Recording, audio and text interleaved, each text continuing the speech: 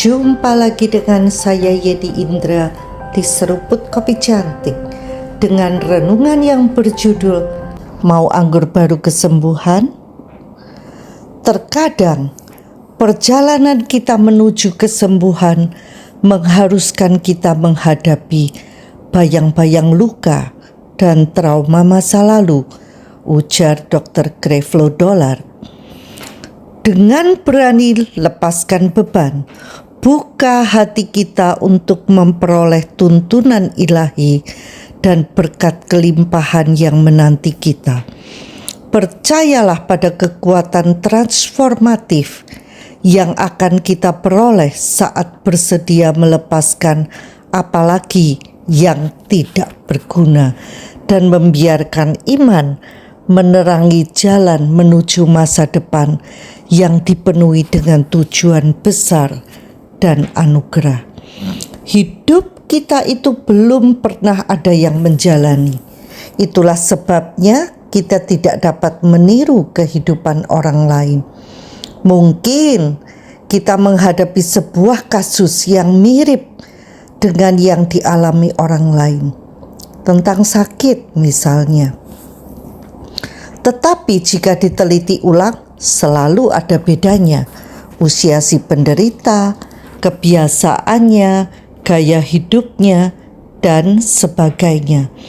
Nah, hal itu menyebabkan pengobatan yang sama pun memberikan hasil yang berbeda.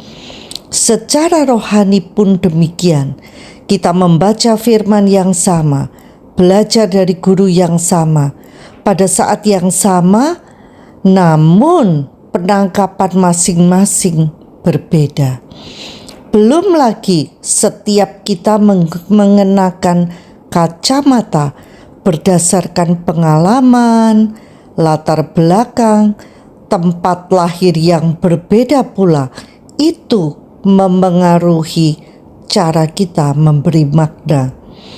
Karena itu Dr. Creflo Dollar menganjurkan agar kita melepaskan luka-luka dan trauma masa lalu sehingga bisa menerima anggur pewahyuan yang baru yang merupakan solusi bagi permasalahan yang kita hadapi.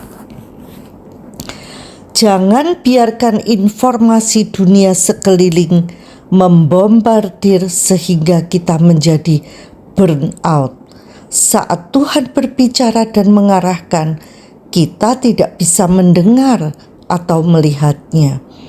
Anggur baru, pewahyuan baru, pemikiran baru tidak bisa disimpan dalam kantong kulit yang lama, kantong kulit yang tua, alias cara pikir dan mindset yang lama. Itu akan menyebabkan kantong kulit tua itu sobek dan anggur baru terbuang mubazir, solusi terbuang percuma. Itulah yang saya alami beberapa minggu terakhir. Saya terlewat melihat jawaban Tuhan karena jawabannya tidak seperti yang saya pikirkan sebelumnya. Jawaban doa itu senantiasa ada di sekitar kita. Tanpa sengaja, tanpa terpikirkan, sahabat saya menawarkan hal sederhana tanpa janji yang muluk-muluk.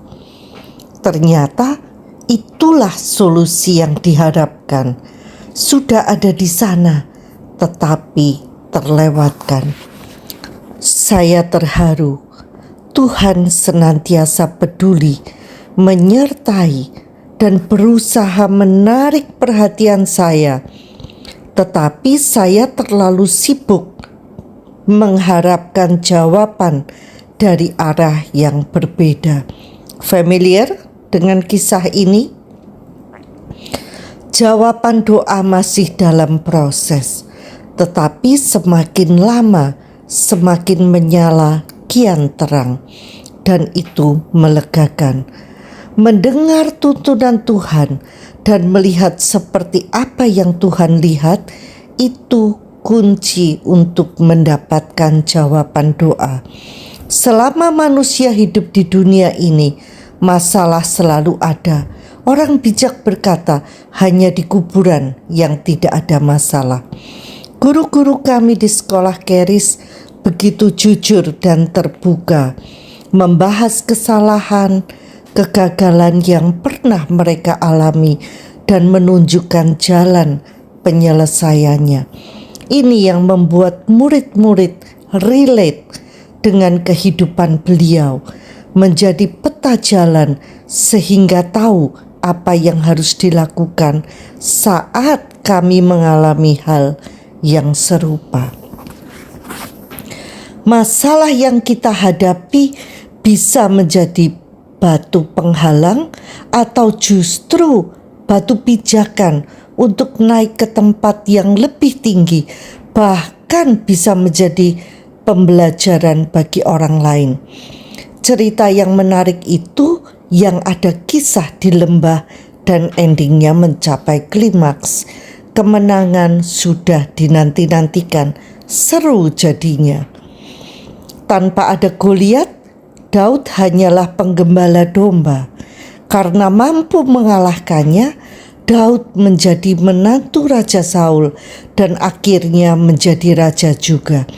Jangan lupa, sebelum menjadi raja, Daud harus mengalahkan berbagai masalah, tantangan, dan persoalan hidup. Sebuah lukisan menjadi indah karena ada perpaduan warna gelap dan terang. Di saat-saat gelap itulah kita menyadari ternyata kita sudah melenceng cukup jauh. Saatnya diluruskan kembali. Seperti orang yang mengemudikan kapal, sekelilingnya air, kasat mata melihat arahnya benar, hingga kita melihat kompas, ternyata sudah melenceng sekian derajat dan perlu disesuaikan arahnya. Bahkan para jenderal iman pun konon saat-saat tertentu mereka mengambil waktu teduh, bertanya kepada Tuhan, di mana saya melewatkan atau luput dari target yang seharusnya Tuhan kehendaki. Lalu dari persekutuan yang intim itu diselaraskan ulang agar lebih tepat sasaran dan mengalami percepatan serta pembaharuan. Apalagi kita, setuju? Sampai jumpa di episode berikutnya bersama Yeni Indra di Seruput Kopi Cantik. Tuhan memberkati.